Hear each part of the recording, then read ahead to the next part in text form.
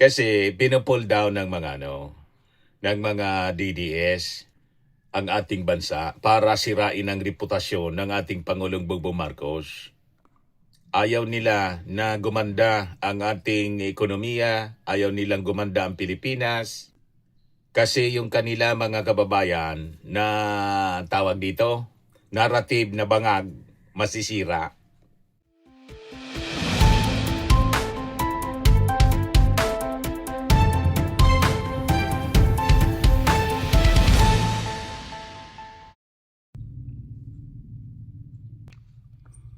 Hello po mga kababayan, si Dante Maravillas. Paano yan mga DDS? Hindi umobra yung inyong mga paninira? Bakit niya Mr. Maravillas? Nasa upper middle income class na ang Pilipinas. Tulad ng pangarap ng ating Pangulong Bongbong Marcos na before mga kababayan magtapos ang kanyang termino 2026 pa lang nga mga kababayan. Ang sabi ng World Bank, ang Pilipinas ay umabot na sa upper middle income class threshold. BBM. BBM. Siguradong masama na naman yung loob ng mga DDS kasi yung kanilang paninira.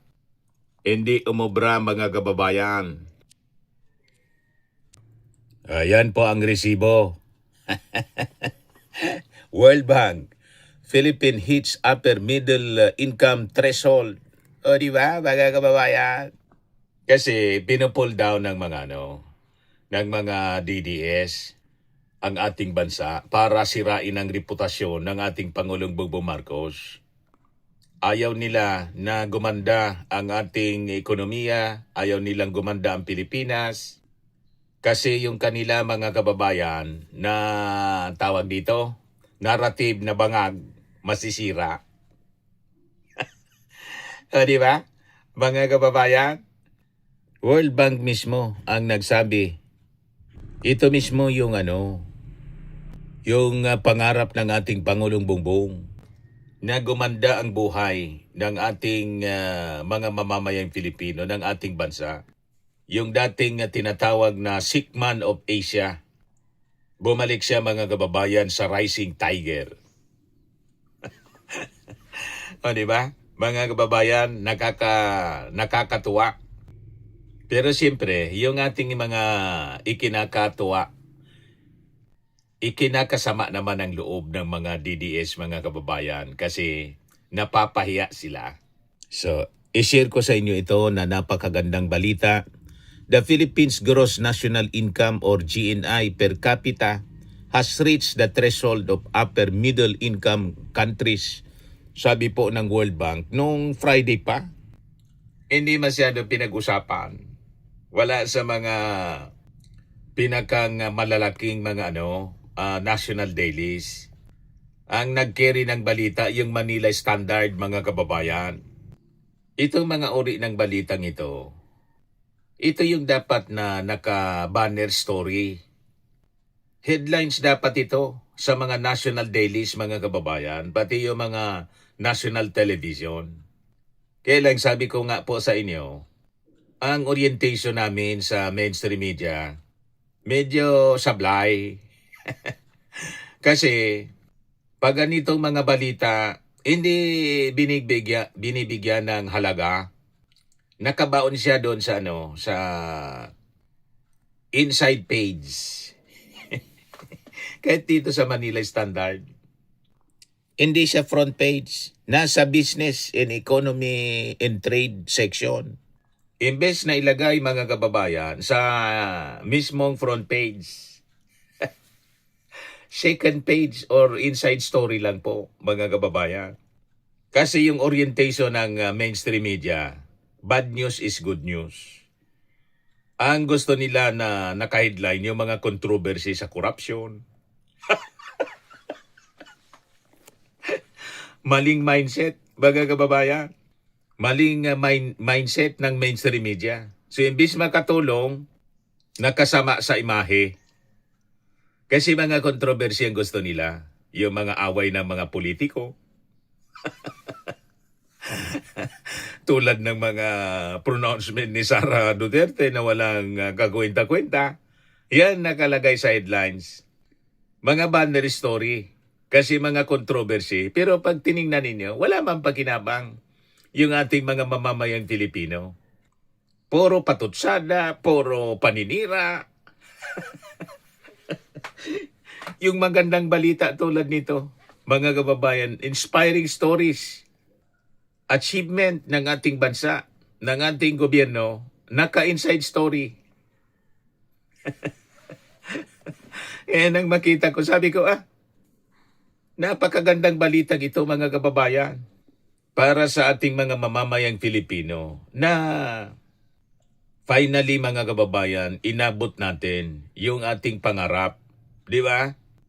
Nasabi ng ating Pangulo, ang pangarap nyo ay pangarap ko rin.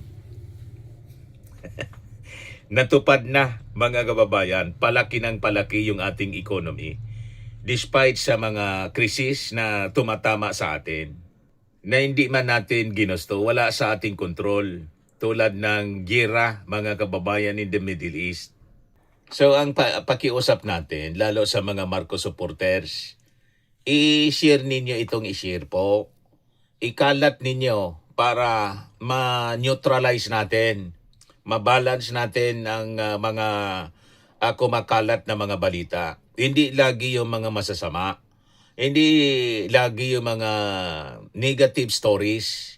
Itong napakagandang balita, positive story, dapat natin itong ikalat para makapag-inspire sa ating mga mamamayang Filipino. Lalo silang magsumikap. So sabi dito mga kababayan, it made a statement with the approval by its board of executive directors of 800 million US dollars in financing to help the Philippines strengthen fiscal resilience and improve workforce skills for more productive jobs. The bank said the country achieved the threshold on the back of the explosive GDP growth since 2010, has enabled the economy to double in size every 13.5 years.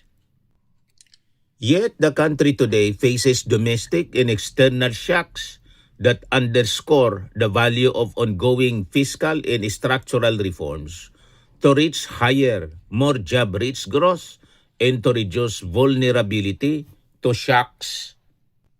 So sabi dito sa balita, the Philippines Growth and Jobs Development Policy Loan focuses on strengthening fiscal management through revenue reforms, enhancing private investment, opportunities by lowering business costs, and building labor force capabilities through education and innovation, sabi po ng bangko, ng World Bank.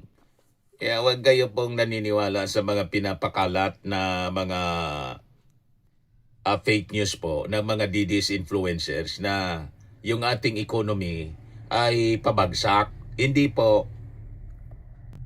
Maayos ang ating economy despite the challenges na kinakaharap po natin na wala sa ating control mga kababayan. Na-achieve pa rin natin ang pagiging upper middle income threshold mga kababayan. Kaya sabi ng World Bank, yung World Bank Division Director for the Philippines, Malaysia, and Brunei na si Seyfer Mostafoglu.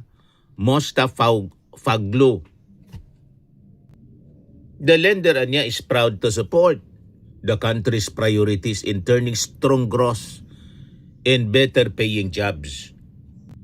Sabi ng World Bank that by strengthening fiscal foundations niya and improving the business climate, the effort will unlock private investments and equip people with the skills needed to thrive. He said the result would be quality investments and higher productivity, especially for young people and women. Diba, mga kababayan, nakakatuwa itong mga developments ng balita dahil lalo tayong isosupport ng World Bank mga kababayan para lalo pang umunlad yung ating economy at makatulong sa pagbigay ng mga quality jobs sa ating mga mamamayang Filipino. Kasi taon-taon, mga kababayan, thousands of Filipinos ang gumagraduate po. So importante na makapag-create tayo ng mga quality jobs. Kasi yung mga graduates natin, hindi man na pwede na i-absorb lahat ng mga agencies ng gobyerno. Diba? Yung mga agencies ng gobyerno, puno na. At yung mga bakante niyan, kung may mga nangamatay na or nag-retire. O diba? Unless may mga expansion, mga kababayan, ng mga projects na absorb ng ating gobyerno. Pero most of the time, job order. Diba? Pero kung agresibo, yung nasa business sector, yung nasa private sector mga kababayan, maganda yung mga investments. So marami sa ating mga graduates ang magkakaroon ng opportunity na magkatrabaho dito na lang sa ating bansa. Yun ang gusto ng ating Pangulo, na sana niya dumating yung panahon na kung alimbawa mag-abroad ang ating mga kababayan, choice na lang nila, hindi yung napipilitan sila na mag-abroad. Tulad ngayon, apektado ng gira yung mga nasa Middle East. Di ba? So sabi dito mga kababayan, the $800 million operation is a development policy loan providing budget support for institutional reforms.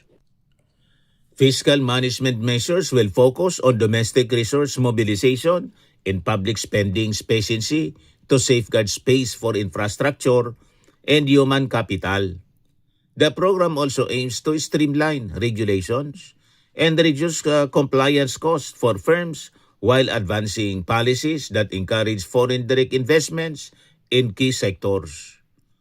World Bank senior economist Jafar Al-Rikabi said these reforms aim to crowd in private investment and drive the Philippine economy toward more sophisticated, higher value activities. Yan ang purpose niyan. So itong reform program is being implemented by several agencies including the Department of Education, Department of Finance, Department of Interior and Local Government, the Securities and Exchange Commission, at saka ng Technical Education and Skills Development Authority. The development policy loan complements other World Bank investments in connectivity, agriculture modernization, and digital infrastructure. It also aligns with International Finance Corporation and Multilateral Investment Guarantee Agency engagement to mobilize private capital. So nakita ninyo, laking tiwala sa atin na ngayon ng World Bank. Pina-loan tayo ng $800 million US dollars. Alam po ninyo, pag ikaw ay pinapautang ng bangko, ang ibig sabihin yan, may tiwala sa'yo yung bangko. Kahit sa pribado po. Ang ibig sabihin yan, capable ka na makapagbayad kasi aggressive ka sa pag-create ng economic activity. Tama? Kaya tingnan ninyo, ang bangko po nagpapautang sa may capability na magbayad. Hindi ka mapapautangin ng bangko pag wala kang capability. Negosyo nila yan.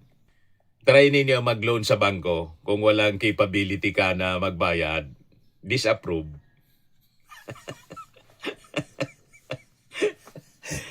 Ganon. Kahit yung mga credit cards, hindi ka man ofera ng credit card. Simpleng empleyado ka, titingnan yan kung i-BBI ka, background investigation ka. At yung credit card mo, mga kababayan, credit limit mo, depende doon sa income na tinatanggap mo buwan-buwan. Kaya yung mga negosyante, ang credit card nila, by the millions. Di ba?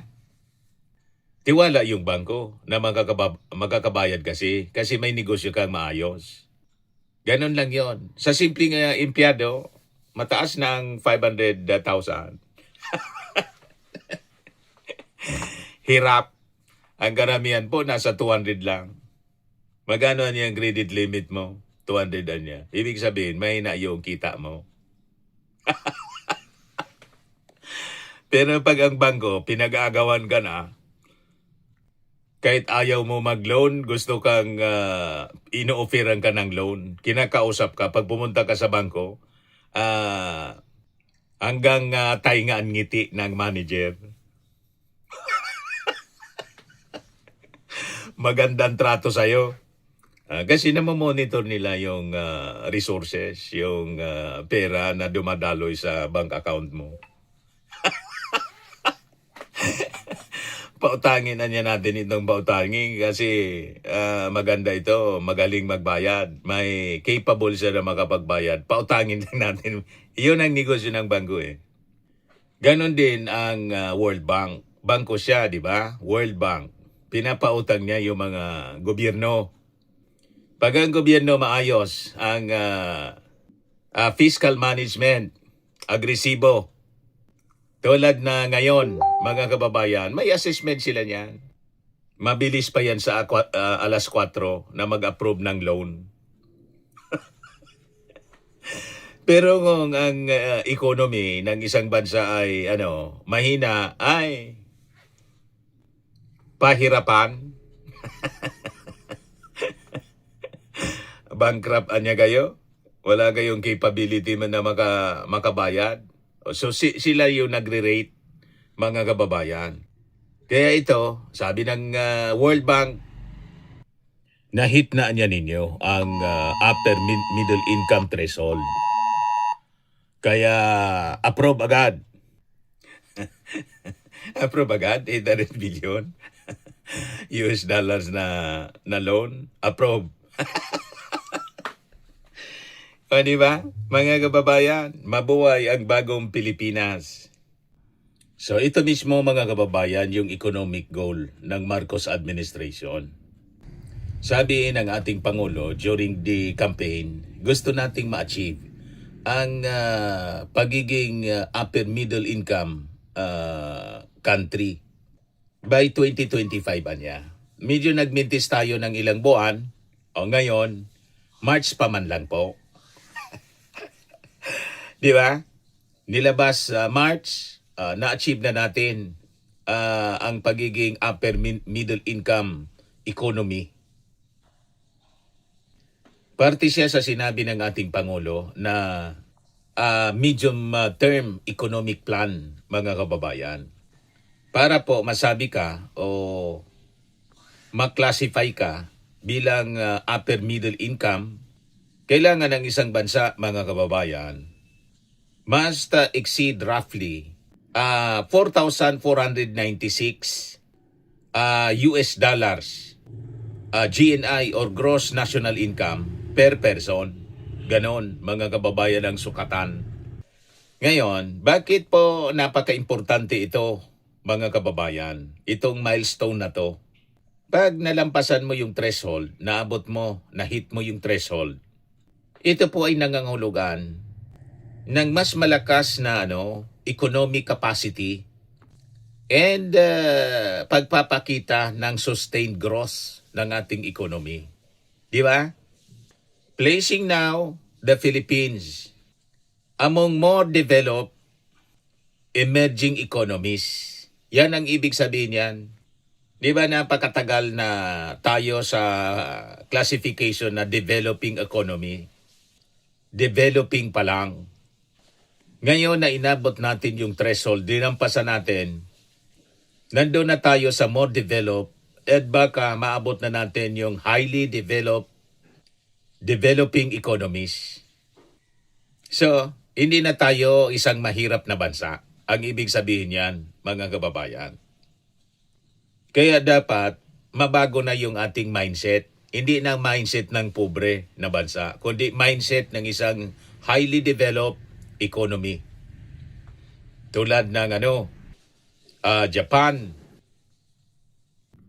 Canada, Australia, Switzerland, di ba?